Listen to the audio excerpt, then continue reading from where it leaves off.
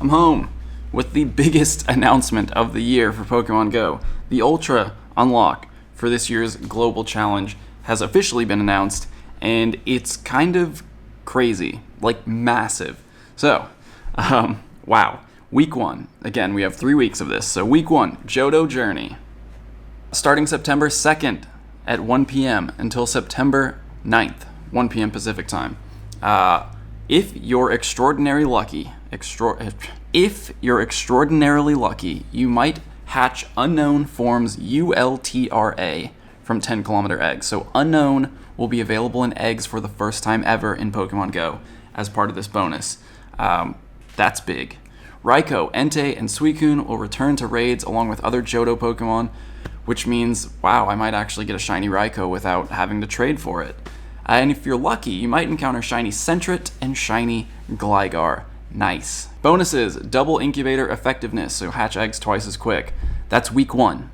That's already big in and of itself. Week 2, Global Challenge, Global Hatches. From September 9th at 1 p.m., so as soon as week 1 ends, we're jumping straight into week 2, until September 16th at 1 p.m. Pacific time.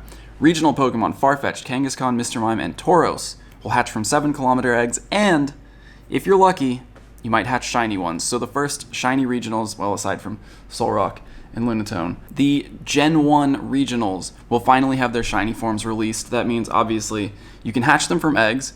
Anyone will be able to hatch these, but they'll also be shiny, of course, in the wild in their respective regions. These Pokemon will remain available from eggs until the end of week 3, September 23rd at 1 p.m. Pacific time. So 2 weeks of actually having the shiny regionals in eggs. All Deoxys forms will make their first appearances outside of EX raids. Lucky for me, I still don't have a speed form Deoxys because every time I've gotten an EX raid invite here in Long Beach, I've been traveling to some other part of the world. So, Deoxys coming to 5-star legendary raids, that's good. Also, I need a better defense Deoxys for PvP, so another opportunity to get candy there without having to spend rare candies. Need a good team to take on Deoxys. Other Pokemon appearing in raids will help you build a good team to challenge the DNA Pokemon. That's pretty standard at this point. Whatever the legendary raid boss is, typically the lower level raids are effective counters against that legendary. Now, week 3, a Unova unveiling. Unova? Unova? I don't know. How do you guys pronounce it? Anyway, all your research has paid off. Professor Willow has informed us that some Pokemon originally discovered in the Unova region are now appearing in the world of Pokemon Go. So September 16th through September 23rd. Okay, hold on. Before we get to Gen 5 Pokemon, Mewtwo, with the special move Psystrike, will be available to challenge in 5-star raids. If you're lucky, you might encounter a shiny Mewtwo. How long have we been waiting for this? It's finally happening. Shiny Mewtwo is coming to Pokemon Go as a legendary raid boss for a week with a new move, Psystrike. Of course, Pokemon in lower level raids will also make good counters to Mewtwo, so there's that. The gear Pokemon Klink, originally discovered in Unova, will also appear in raids if you're lucky. You might even encounter a shiny Klink.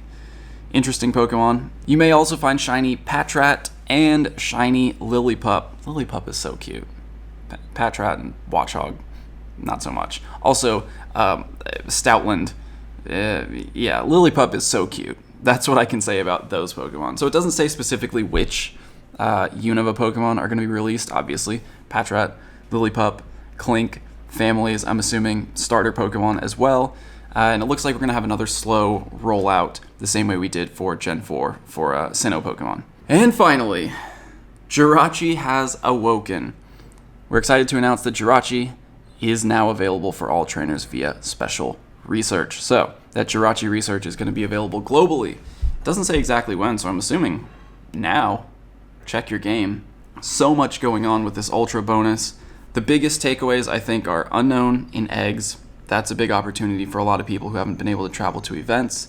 Lots of new shinies here, including shiny regionals, Gen 1 regionals, and shiny Mewtwo coming back. Plus, Unova, the first Gen 5 Pokemon coming to Pokemon Go. Just huge. Lots going on. And remember, we also have the Water Festival starting this Friday. So it's basically a full month of events. So, yay. So on Friday, the Water Festival starts. It's going to last for a week, and then the following Monday, the Ultra unlocks start, and those are going to last for 3 weeks. So lots of events coming up, lots of exciting stuff happening in Pokemon Go. Get out there, enjoy it, and also enjoy the rest of this video, which is my last day in DC at the Pokemon World Championships.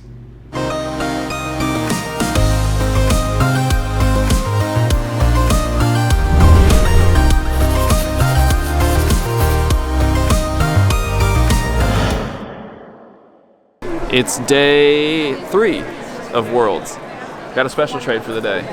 How's it going? Back when Shiny Wingull was first released, I named all my shinies after Pelicans players, and now only one of these guys is still on the team. So, we got a Knicks fan here. Yeah, unfortunately. I feel for you, man. But we're gonna go Julius Randle over to the Knicks. Whoa. Okay, so I appreciate that. Do you want it or not? But I've decided I want my Sandrew to be the like, special one. Yes, the only one. I'm the same way. Cool. Yeah. I'll trade you a regular Sandrew. Okay, that totally works. Yeah, I just don't want him to get jealous of his brothers and sisters.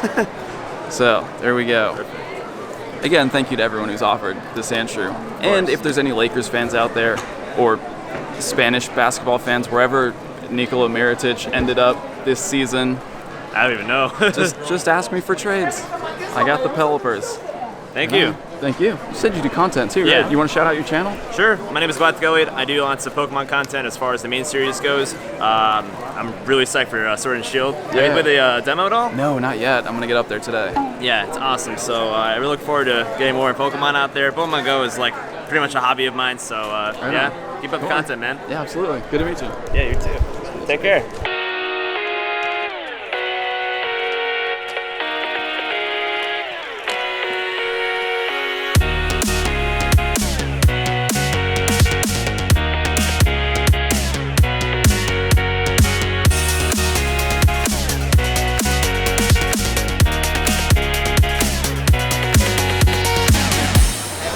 PvP time. There are Pokemon Go PvP side events going on here at World, so this is like the last opportunity since I have a little bit of time. I'm gonna jump in. King's busy, but he was helping with the team a little bit. It's the Pokemon that I typically plan on using for Open Great League. Only change, especially after watching or casting the Invitational on Friday, the Shadow Ball, Thunder Punch, Hypno. We're gonna see how that does. And then, of course, this time I'm actually using the Shiny. No play rough. I don't know if that's a mistake or not. I'll ask King. Good morning. Whew.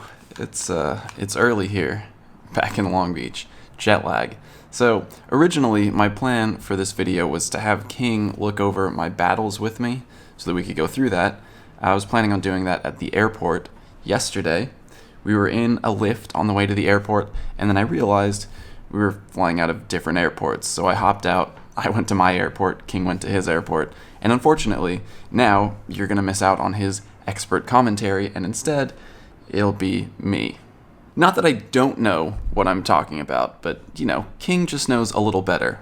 So anyway, I'm going to go through a couple of my matches here for this Pokemon Go side tournament at the World Championships. I won my first round battles against a reporter who was actually there kind of covering Worlds, so he asked me some questions about PvP and Pokemon Go being represented at Worlds. I just think it's really cool that having a Pokemon Go presence at the World Championships, it just really gave so much exposure to the game, especially among the competitive Pokemon community. So hopefully we'll see more interest in PvP.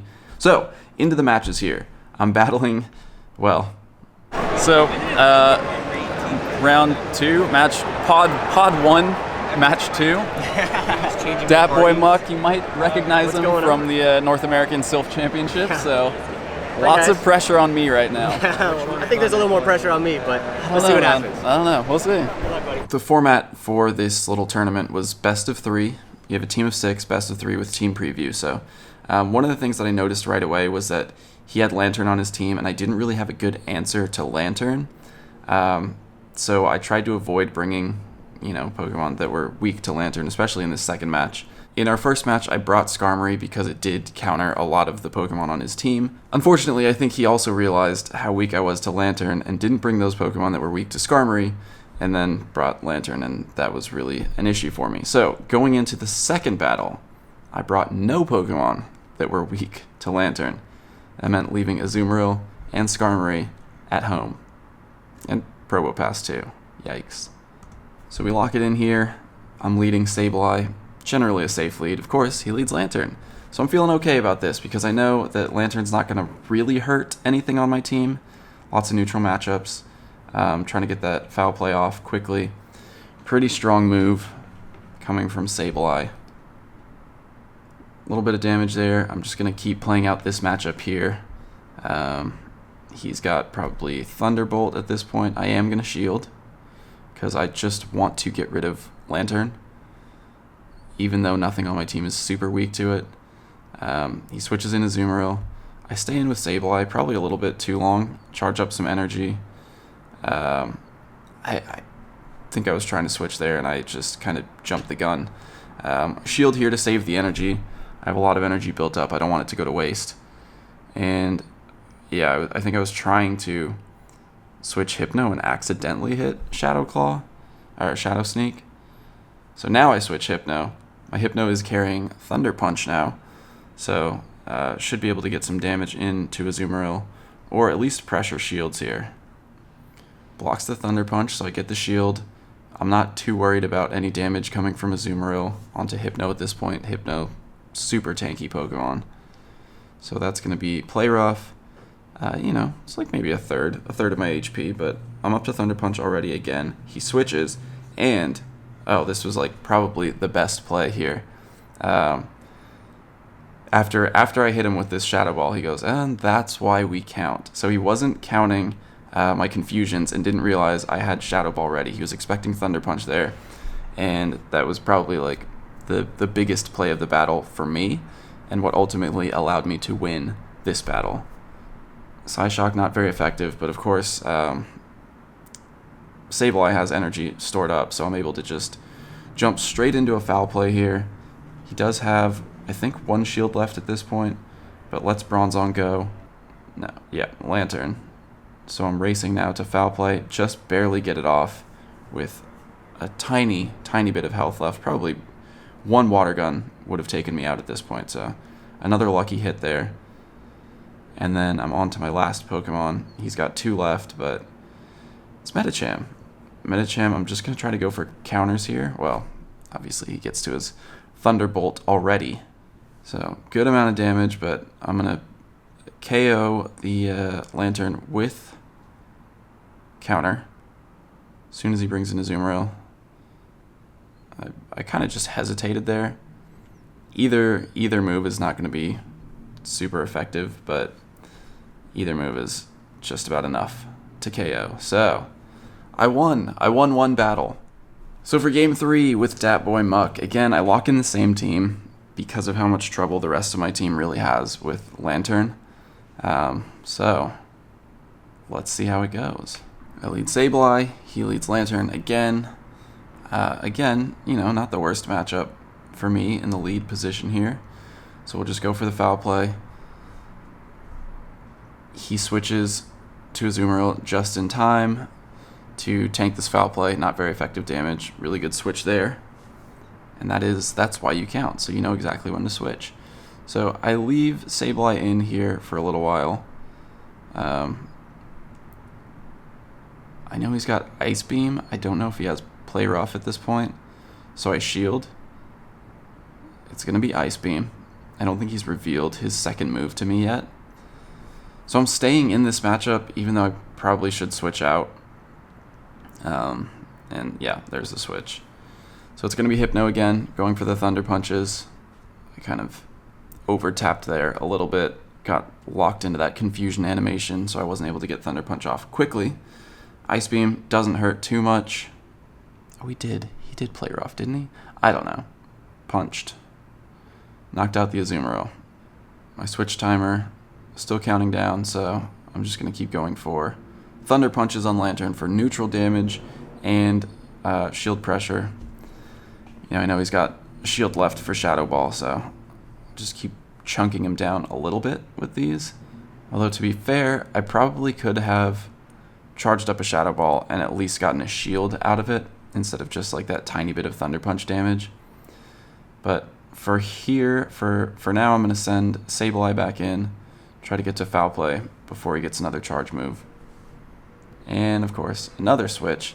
This time, not as bad of a switch for me, since I'm still going to deal pretty decent damage to Skarmory with Foul Play. So I do get a shield there. Keep charging, and then I'm not sure why I did this. I'll be completely honest. One of the things I struggle with most in PvP is keeping track of, like, you know, opponent's energy and all that stuff. And here I'm thinking, like, I have Medicham in the back, and I really don't know why. I don't know why I switched. As soon as I did it, I just looked up at King, and I was like, why did I do that?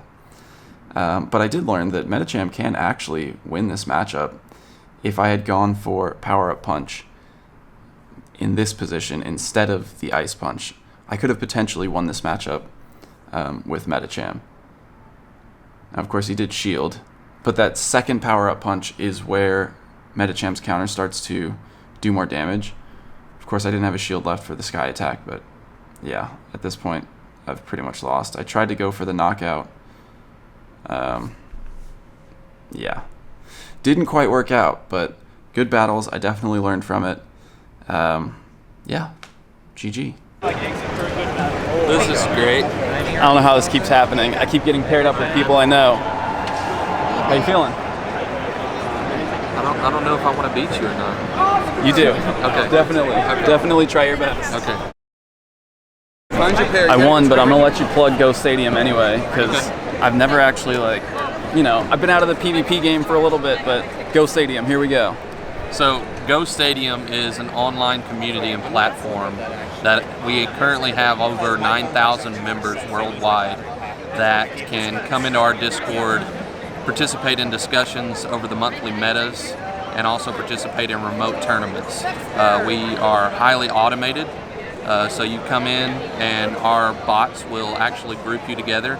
Our town names are based off the main series games, and we also offer coaching services from some of the best battlers like Valor Ash, House Dark 93, Gaston Agustin from Argentina, and also Caleb Payne out of Atlanta. So yeah, come and join us, invite.gg/Go Stadium. We'll see you out there.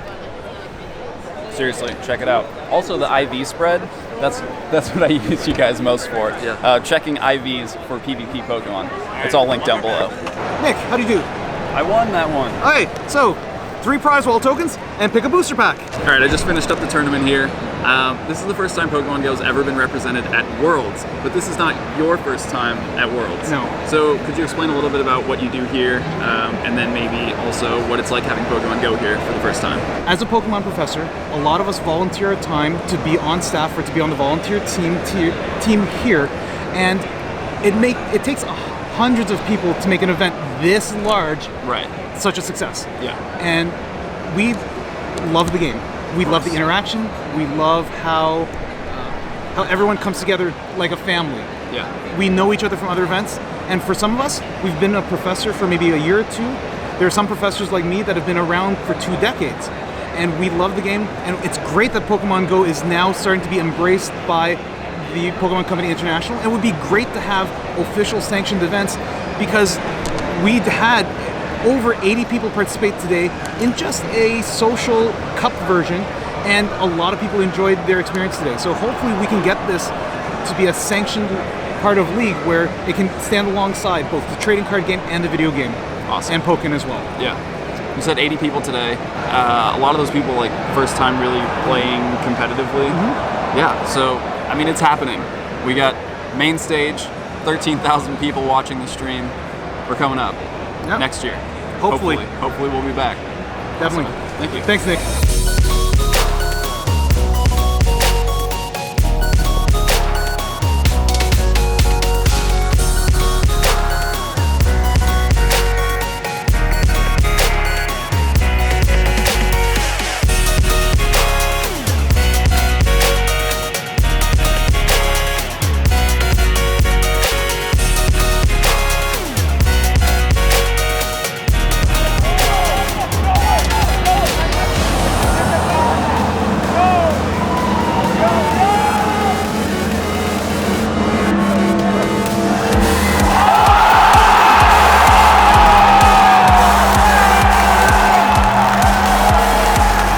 while it's still fresh in my mind, I just kind of want to reflect on my first Pokemon Worlds experience. Honestly, first of all, huge honor to even be considered and to be included in this production, the live stream, the Pokemon GO Invitational. This is not something I ever would have imagined for myself in my life as an introvert, as someone with social anxiety, to get up there and commentate these battles on the main stage of the Pokemon World Championships on the live stream in front of an audience. Just, wow, what an amazing experience. Hopefully this is something that continues. Hopefully we see some more support for Pokemon GO PvP. Things seemed like they went really well. 13,000 viewers throughout the Invitational. Honestly, our viewership was close to even VGC finals, which is crazy to think about. So hopefully we'll get to do this again next year at the Pokemon World Championships in London. And aside from that, it was just really cool to kind of get my first real exposure to the competitive Pokemon community. I know what it's like to be around tens of thousands of other Pokemon fans from Pokemon Go Fest, from Safari Zones, but being there with these competitive players at Pokemon Worlds is kind of a different experience entirely. So it was really cool to just jump into this different subset of the Pokemon community. And also, very cool to have Pokemon Go included throughout all of that. So again, I had so much fun this entire weekend. I really hope that Pokemon Go PvP continues to grow, because the atmosphere at a World Championship is incredible. So with that said, of course, go find your nearest Sylph League Arena tournament. That's all linked in the description. You can go find a tournament near you. Every weekend there are tournaments happening all over the world, so go check it out if you're interested in getting involved in PvP. And now, with that, my obligations and responsibilities are officially done for the summer. I think I've been home for about 2 weeks this entire summer. And wow, I'm really looking forward to doing nothing. But to be honest, right now, I just got back to my hotel room and I'm already wondering, what am I gonna do? I can't get bored already. Anyway, thank you again to everyone who came out and said hi throughout the weekend, anyone who was competing, who was just there to spectate, who was there for raid day. It was a pleasure meeting all of you. Thank you so much, and see you in the next video.